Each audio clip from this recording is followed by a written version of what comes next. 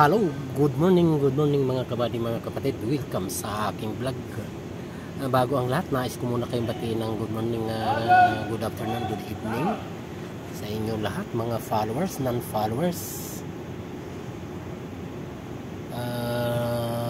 mga OFW, saan man kayo naroroon na katulad ko. Sana ay nasa mabuti tayong kalagayan. FB Reds friend, Luzon, Visayas at Mindanao, good morning, good afternoon, good evening sa inyo lahat. Mapagpalang araw sa ating lahat. Ngayon mga kabady, mga kapatid, weekend dito sa Saudi Arabia. So ngayon, dito tayo ngayon sa Toyota Crown. Hybrid ito mga kabady, mga kapatid.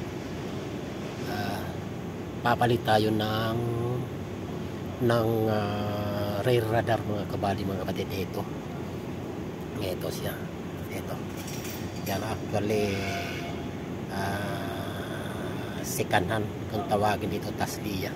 So medyo okay pa naman. So try muna kabit, tapos atin program, activate. Kung okay siya, good. Kung hindi, not good. So ngayon, sinasabi please input the VIN vehicle identification number. So ang chassis number nito mga kabady, mga kapatid, ito yun siya. Ito kailangan natin input yan. Ayan, model 2023 model mga kabady, mga kapatid. Ayan, tahimik, umandar yan.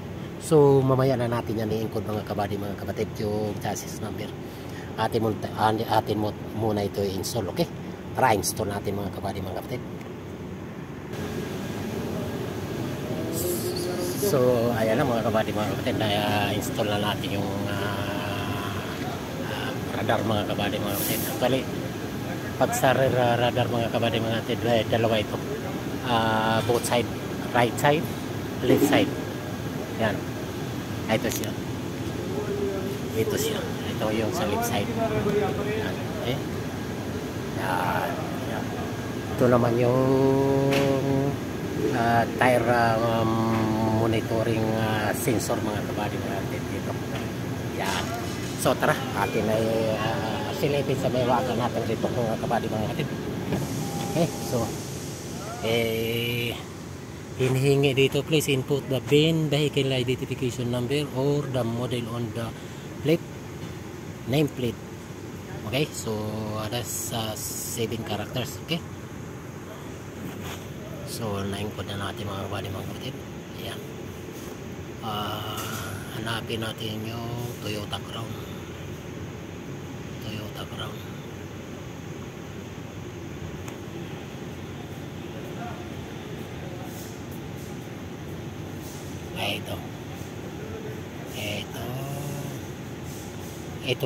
Ito Crown, ito mga hybrid, ito hybrid din. So ito, try na natin kung pasok dito sa model niya.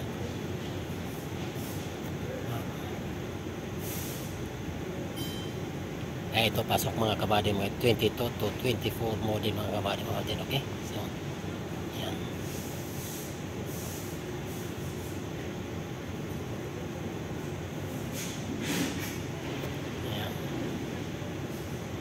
Okay, tayo lang natin mga kabady, mga kapatid. Ayan,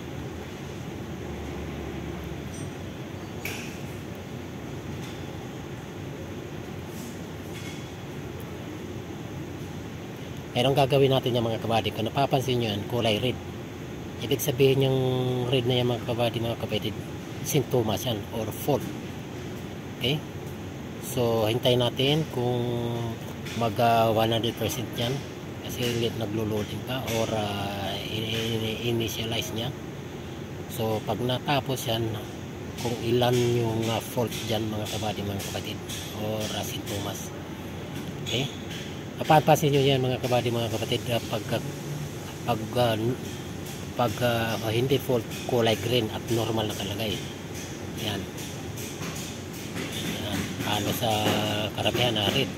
So napapansin nyo yung mga kabady mga kapatid dito. Yan green, oh, normal. Yan. Itong naka-red sa ibabaw, sintomas yan. Ito ang sinasabi ito sa may ito. Ito mga yung ultrasonic. Yung parking aid sensor niya mga kabady mga kapatid sa likuran niyan kasi tanggal. So, ang gagawin natin yan, i-clear natin. Ito yung lumabas yung radar mga kabady mga kapatid. Ito BSM, Blind Spot Monitoring. So ito yun ang code niya mga kabady mga kapatid, isang code. Okay? So ang gagawin natin, try natin kung mag normal siya, tingnan natin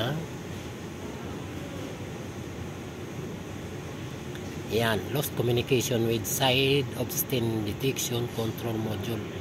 Amazing. Okay, try natin i-clear muna kung mag-clear siya. Now na clear. Okay, so balikan natin ang lahat. Tapos okay.